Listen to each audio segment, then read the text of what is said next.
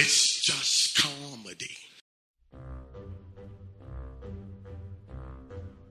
The Jell-O Program, starring Jack Benny with Mary Livingston and Phil Harris and his orchestra. Thank you. This is Groucho Marx. Well, here I am, stepping in over my head again. With Fibber McGee and Molly. Folks, this is just as new to me as it is to you. Hello? Hello, Mr. Benny, this is Rochester. The Great Gildersleeve. Well, what an original greeting. Hello and welcome to another week of comedy, funny, haha, on Dwayne Old Time Radio. One thing, please subscribe to my channel. If you enjoy what I'm doing, subscribing is 100% free. Also, one more thing, if you have a few seconds or 1 minute, please leave a review on your preferred podcast service, especially if you're on Apple, Spotify, or really just your preferred podcast service. Thank you and hope you enjoy. Gonna wrap up 2024 with Uncle Miltie again. Hey, Uncle Miltie. He returns, Milton Berle, with his episode titled Salute to Christmas. And this aired December 23rd, 1947.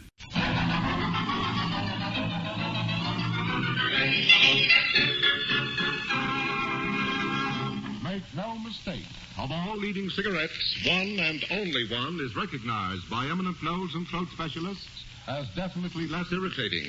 That one cigarette is Philip Morris. Johnny presents the Milton Berle Show.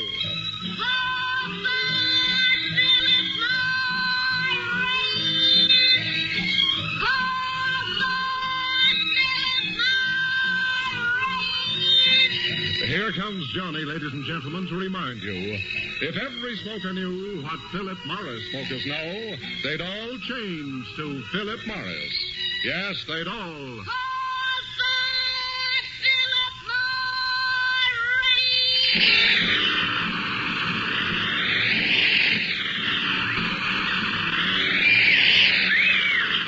From Radio City in New York, here is the Milton Berle Show with Bert Kelton, Jack Albertson, Al Kelly, Johnny Gibson, Billy Sands, Charlie Irving, our singing star Dick Carney, Ray Block and his orchestra, and yours truly, Frank Gallup.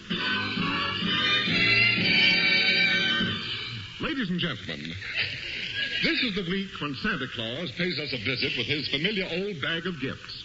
We now bring you a comedian who visits you every week with his bag of familiar old jokes. And here he is, Milton Berle.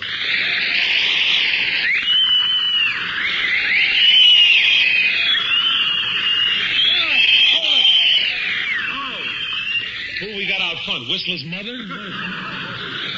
Thank you, and good evening, ladies and gentlemen. And what a day, Mr. Gallup. I had Christmas shopping. Christmas shopping.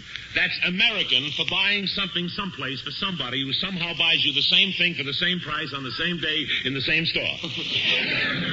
Mr. Gallup, I got all my presents but one.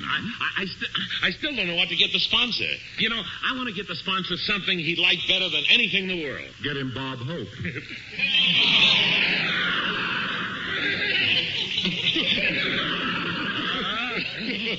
Bob Hope. Mr. Gallup, it's Christmas. Presents.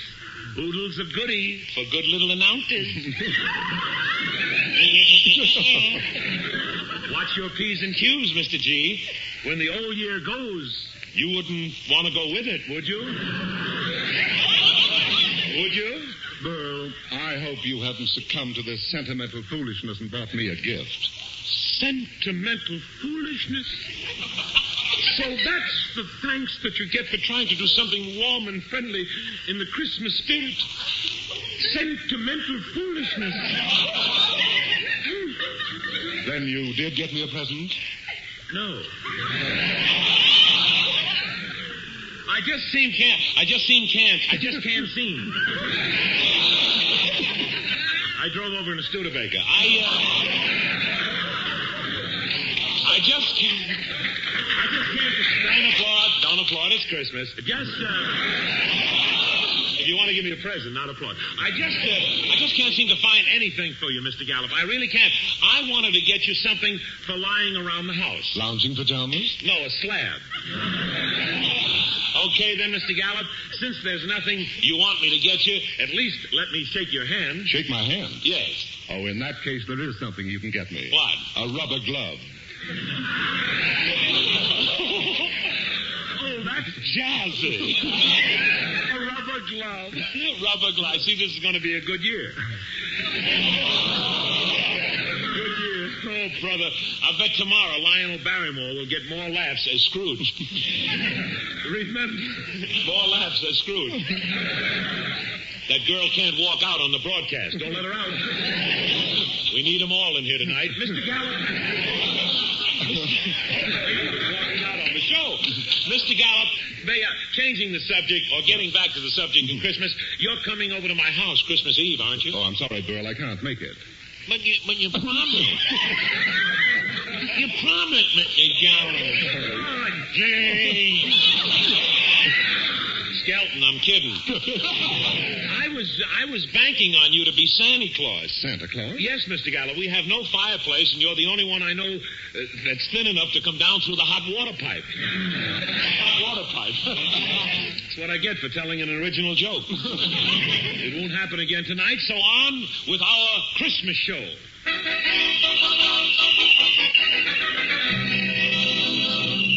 Christmas, when peace and good fellowship... Thank you. That's all. Thank you. When peace and good fellowship... That's enough with the bells. Thank you. It's over. Thank you. Peace and good fellowship... Knock off. Peace and... Okay. Christmas, when peace and good fellowship... reign supreme. Today, people can think of nothing but Christmas. But does anyone ever give a thought to another holiday which is always ignored by an account of... Don't go away. I'll read it again. But does anyone ever give a thought to another holiday which is always ignored because of Christmas? December 21st, the shortest day of the year. Let us pause as we pay tribute to this day.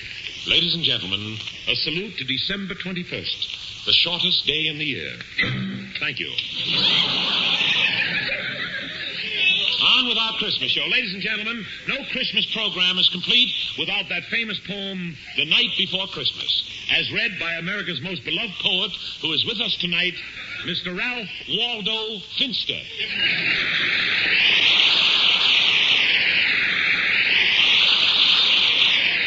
Thank you. Ladies and gentlemen, Mr. Ralph Waldo Finster in a reading of Clemens Seymour's The Night Before Christmas.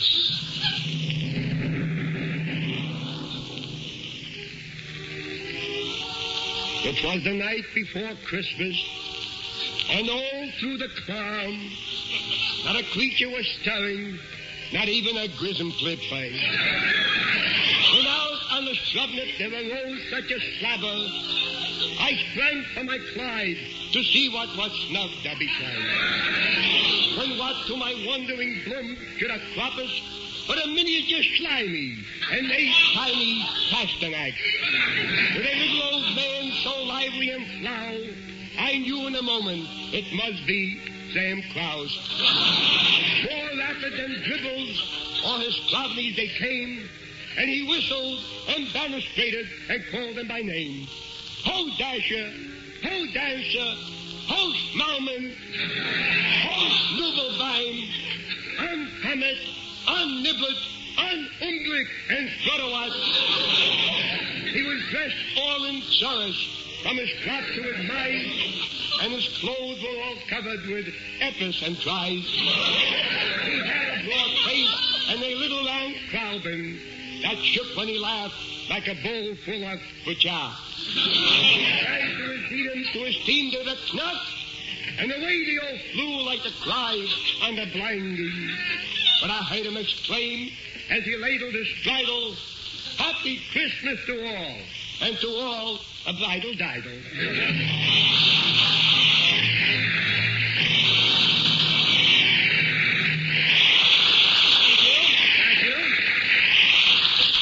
Mr. Finster has asked me to announce that if you wish a copy of the poem you've just heard, write him care of Berle on the second floor.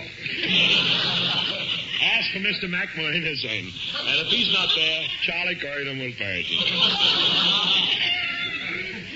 Mr. Gallup. Mr. Gallup, remember those Christmases when we were young? It was such a problem getting a gift for that one and only girl. You used to say to her, darling, I don't know what to get you because you got everything I'm wild about. You got everything I've dreamed about.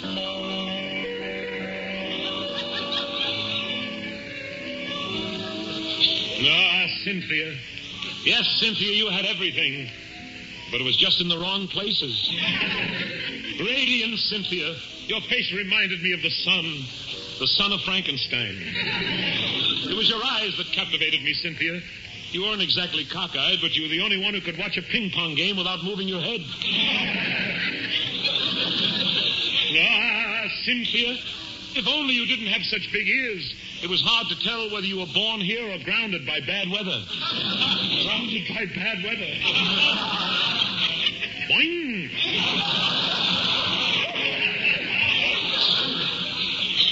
Big economy size, Cynthia.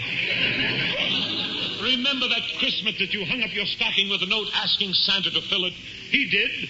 But in order to do it, he had to leave 2 of his reindeer in it. I put my riders in that stocking, too.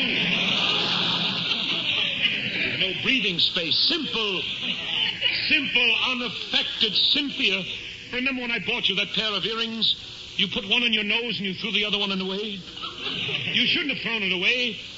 You should have put it in your other nose. Yes, my Cynthia had 2 noses. 2! One for each tooth. But you didn't need any more, Cynthia, because you had that certain indefinable something. That's what, you got, everything.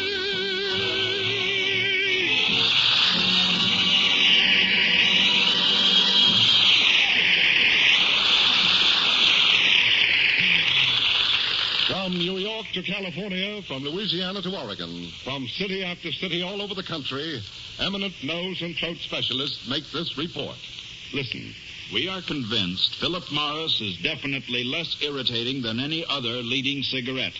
That's why in cases of irritation due to smoking, we suggest change to Philip Morris. Yes, that's professional advice, and good advice to every man or woman who smokes.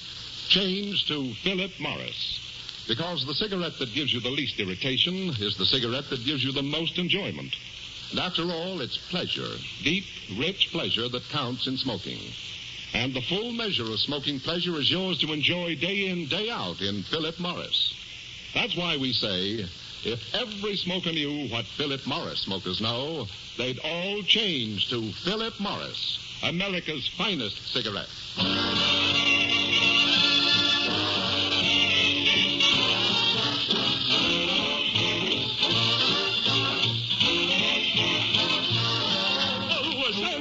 You through? Every week you stop playing just when I'm dancing. That was Santa Claus is Coming to Town, played by Ray Block of the Philomar Circus. And Ray, may I say that each week you get better. Last week you were nothing. And this week you're better than nothing. You better get better than nothing, because if you have nothing better than nothing, it'll be better if there's nothing, and you'll get nothing. I wish I had a good joke. That was nothing. And now, as we continue our salute to Christmas, we present... Christmas Forum tonight.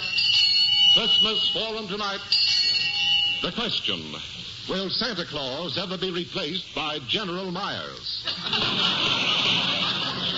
Thank you, Mr. Gallup, thank you. Now, let us have questions from the audience. Let's start with this gentleman down here wearing a Holivar Mackinac.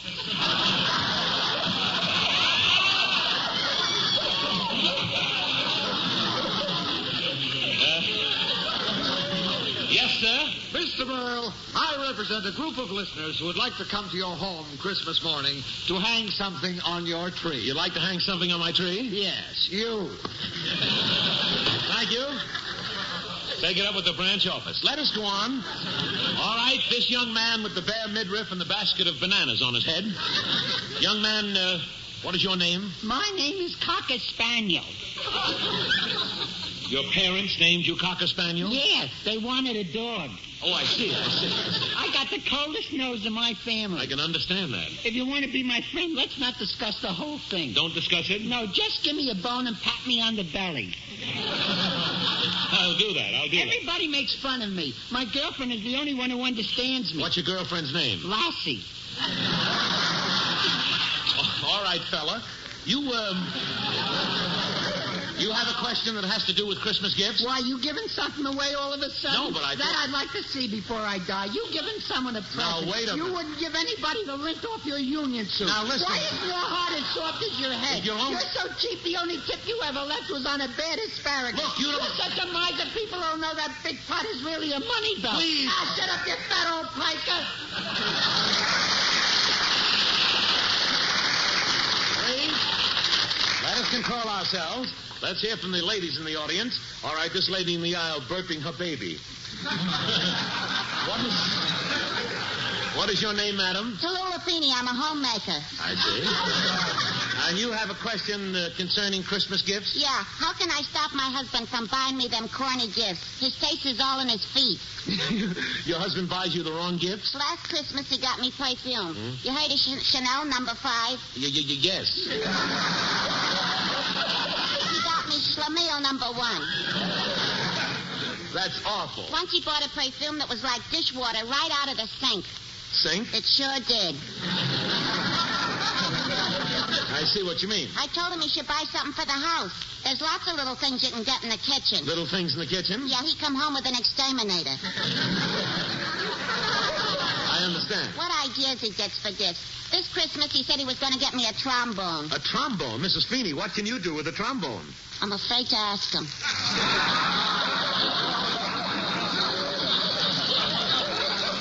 I don't blame you. I'm fed up. Every Christmas he plays Santa Claus. He goes out shopping in the morning, and at night he comes home loaded. It's all on his back? It's all on his breast. Thank you, Mrs. Feeney. Thank you very much.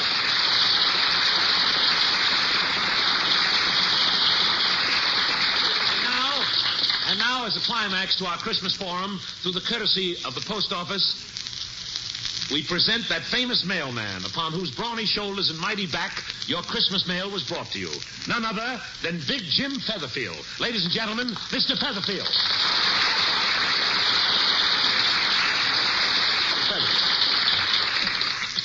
Thank you, Mr. Berle.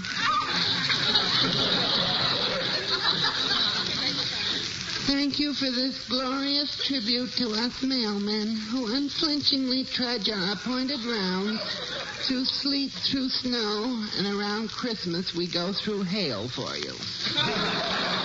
Tell us, Mr. Featherfield. Excuse me, Mr. Berle. Do you mind if I sit down? I'm pooped. You're tired? On the way here, I picked up a piece of mistletoe. I think I strained myself. Mistletoe isn't heavy. Well, this one had 2 people under it.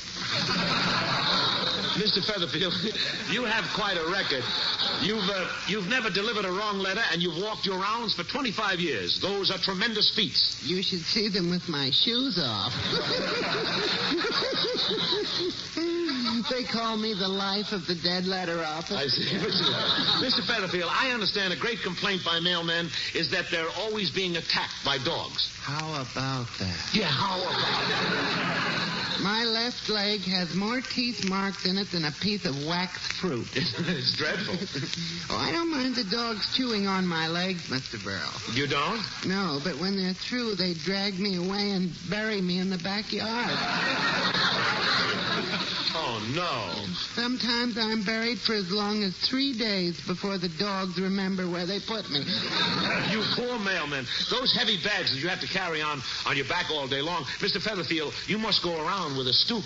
I did for a while, and then I married her. Does your wife help you in your work? Mr. Berle, all day long when I'm walking my route, my wife is right behind me. Right behind you? She's holding the leash. Thank you, Mr. Featherfield. Thank you very much.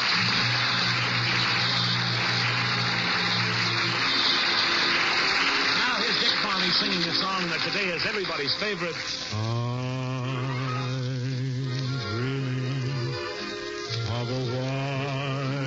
Christmas, just like the ones I used to know, where the treetops glisten and children listen to hear sleigh bells in the snow.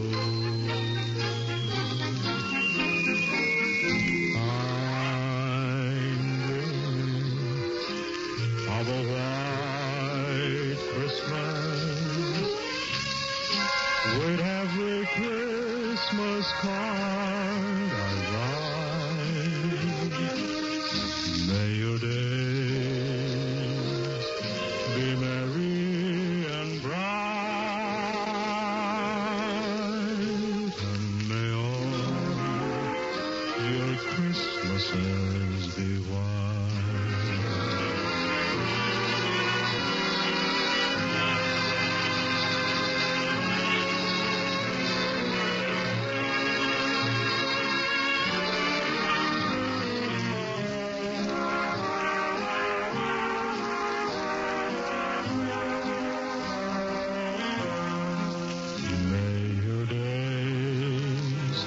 Be merry and bright,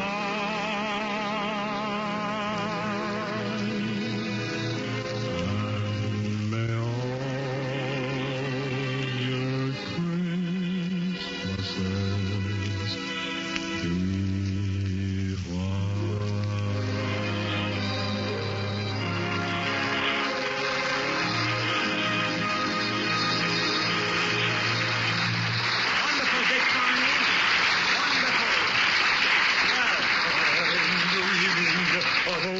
Christmas. Oh.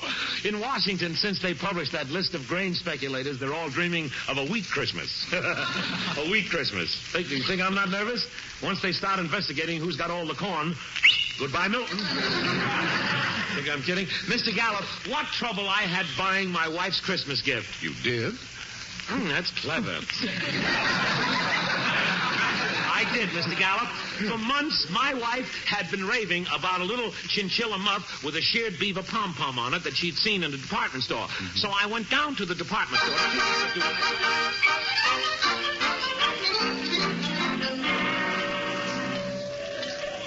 Clerk, it's this muff right here. Oh, Mr. Berle, it's lovely. It is warm. Looks cute, too. It's so cuddly. Adorable, Mr. Berle. Simply adorable. I'll take it. Good. Now, how about getting something for your wife? This is for my wife. Oh. Did you say $42? Yes. Well, here's 10, 11. It's Sam Harrison and his wife, Martha. Miltie, the minute I saw you, I said, that man there at the fur counter can't be Milton Berle. He's spending money. That's just what I said, isn't it, Martha? Yes. Hello, Sam. Hello, Martha. I'm just buying this little... Stop! No friend of mine has to pay retail prices. I can get it for you wholesale. Can't I, Martha? Yes. Sam, do me a favor. Don't bother. It's just a little chinchilla muff. Okay, if you want to throw your money away. Look at Martha. Would you believe that every stitch of clothes she has on cost practically nothing? Yes. Sam, there's just a few more shopping days left. That's why I'm taking you right up to see my friend Oscar Entwistle, a wholesale purrier. Sam, don't bother. Bother? I love it. I'm so busy out doing favors for people, I'm hardly ever home with Martha. Isn't that right, Martha? Yes. Well, okay, if I can save a few dollars.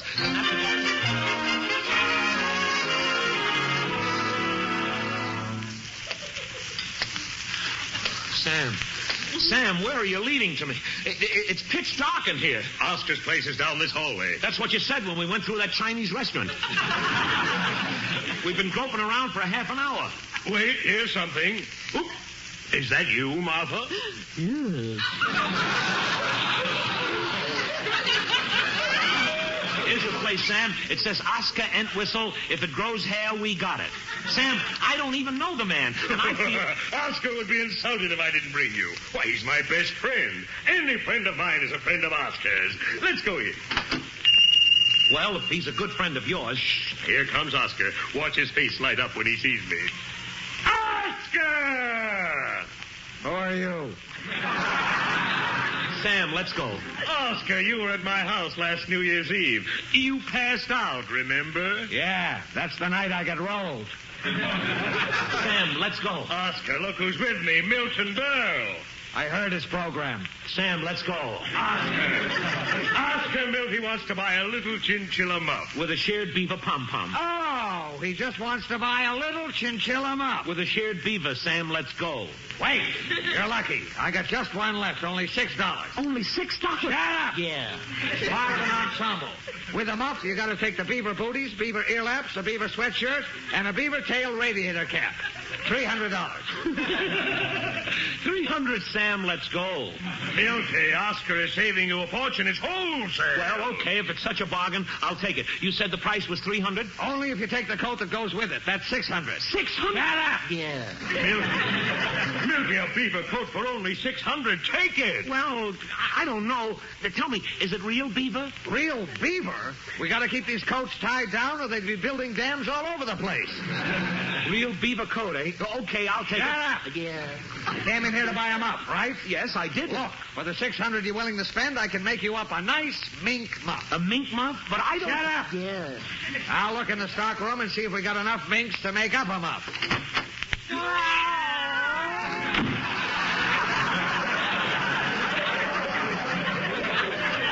You're a lucky man. We got 2 left. Sam, let's go. Now, look, mister. How is it going to look? Your wife in a mink muff and no mink coat to go with it. A mink, Sam, let's go. I'll give you a mink coat for $5,000 and we'll sew in any label you want. 5,000? Miltie, your wife should have a mink coat. Sam. A woman who's married to a man in your position should look smart. Sam. After all, Miltie, people know you to be generous, kind, lovable. Sam. You're suave, romantic, debonair. Sam. You're a fearless, two-fisted fighter for the right. Sam.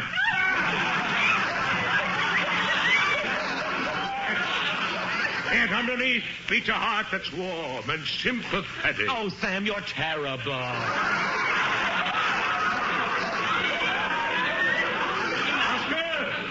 Oscar Miltie is taking the mink coat. I am? Yes. But all I wanted was... Shut up! All right. Here's the bill. $60,000. 60,000? But you just said 5,000. This is a wholesale house. We only sell by the dozen. A dozen? Well, all I wanted was a little pom-pom chinchilla with a...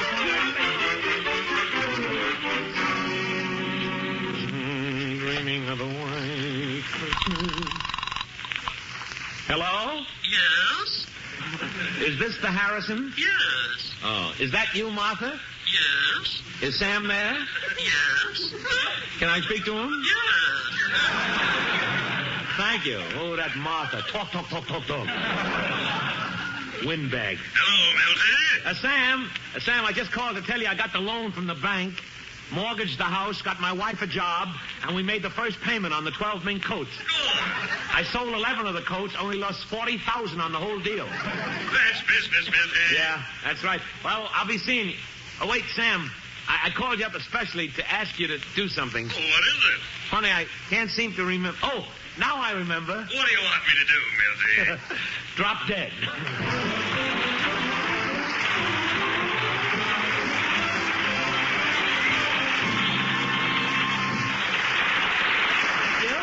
I'll be back in just a moment. In the meantime, remember... Only one more shopping day to Christmas.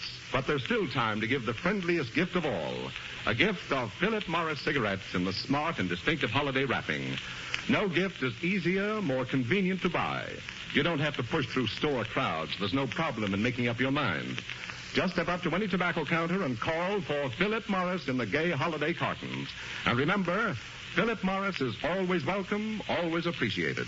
Because when you give Philip Morris, you give America's finest cigarette. Thank you very much. Well, that about winds it up for tonight. Ladies and gentlemen, on behalf of my sponsor, Philip Morris and Johnny, I'd like to wish you all a very, very Merry Christmas. I know the wonderful people who are with me here each week feel the same way. How about you, Dick Farney? Merry Christmas, everybody. Swell. And how about you, Ray Block? Merry Christmas, Mr. Petrillo. And Mrs. Feeney? Merry Christmas, folks, from me and my husband, Brentwood. Thank you. And how about you, the young man with the mistletoe hanging from his nose? Would you like to... Leave me alone, will you? The show is over. Yeah, but Will you stop flapping those big lips and let me get a word in? But all I want to say Merry Christmas, everybody. Merry Christmas. Thank you very much. How about you, Mr. Featherfield? Thank you for this golden opportunity. Mr. Featherfield, well, just say Merry Christmas. Merry Christmas. Thank you. And Mr. Finster? I just want to say the best of all the clothes to all our faiths, the gentlemen, and Merry Christmas. That about takes care of everybody. Merry Christmas! Merry Christmas! Good. I wish to say Happy New Year. Very much. You have to be different all the time. Look for me. I'll be waiting for you. Come in and...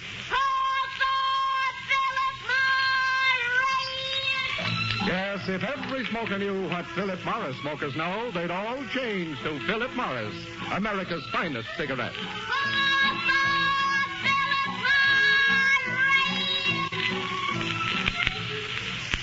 Hello, testing. 1, 2, 3, 4, 5. That's it, 5. Pipe smokers, try Revelation Pipe Tobacco, a smooth blend of 5 tobaccos. Yes, relax, take 5, take Revelation of fine pipe tobacco. The Milton Berle Show is written by Nat Hyken and Aaron Rubin, and this is Frank Gallup saying good night for Philip Morris.